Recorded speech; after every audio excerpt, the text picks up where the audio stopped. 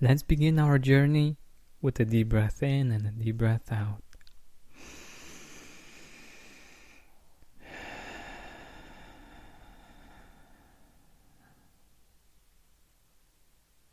So, do you remember what you did in January 2019? Normally, neither do I. But there are 3 easy ways in which you can remember experiences from January 2019, and also maybe even things that you were grateful for in that particular month.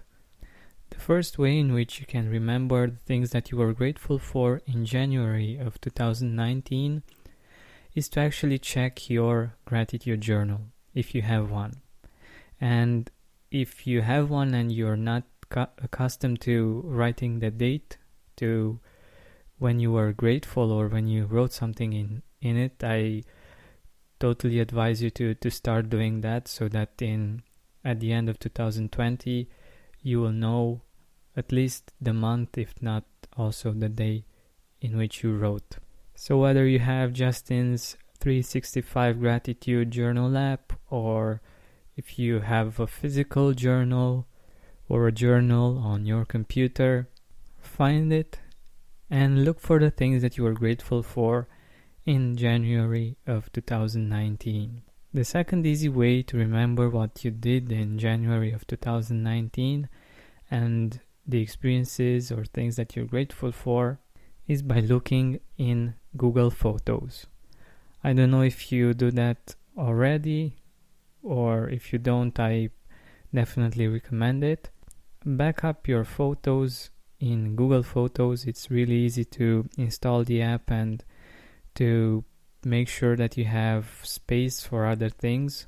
And the cool part about this app that you can also access from your computer is that you can search by month. You can basically search for January of 2019 and you will get all of the photos that you took in 2019 in January.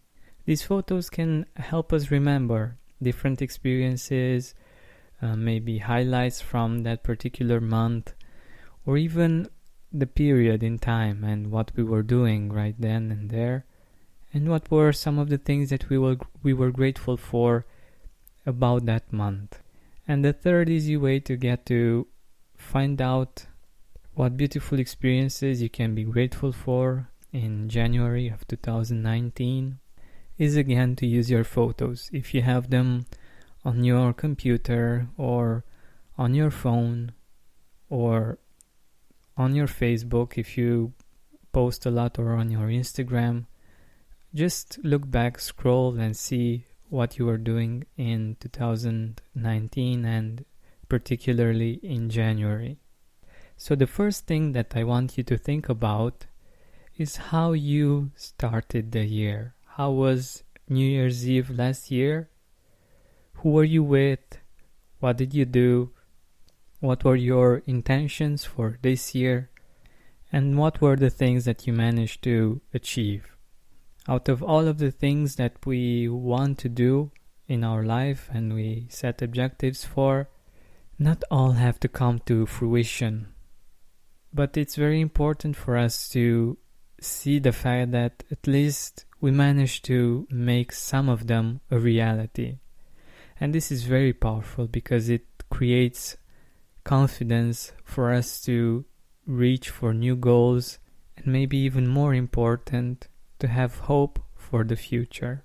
I started my year with the family, having fun and laughing, and waking up on the first day of 2019 in a cozy room with a beautiful fireplace. It wasn't all perfect, but these are the things that I'm really grateful for. And I want you to think about your New Year's Eve and your first day of 2019 and the things that you appreciate about that experience. And of course, write it down. It may be the fact that you were with family or with good friends, or that you were in a beautiful place. Just find one thing that you appreciate about that particular experience. The second thing that I'm grateful for in January of 2019 is the fact that I received a really beautiful and touching surprise on my birthday. We wanted to go to this really classy restaurant ever since we've met the owners in Bali. And I thought that it would be a great opportunity to go there on my birthday. After enjoying the food and the drinks, the waitress told us it was on the house. And she did it in such a beautiful way that I got a really warm and fuzzy feeling in my heart, and I felt so much gratitude in that moment. And I knew that they were behind it. Even though they weren't there, they've managed to surprise me in a really beautiful way. And the third experience that I'm grateful for in January of 2019 is going to a presentation about some scientific experiments that were done on the effects that some essential oils have on different viruses or bacteria compared to antibiotics. And while that was really interesting, because since the essential oils are natural, the bacteria or virus isn't adapting to them as is the case with many antibiotics. The reason why I'm grateful for that experience is that even though we got there late, we met there with some friends and we had a lot of fun.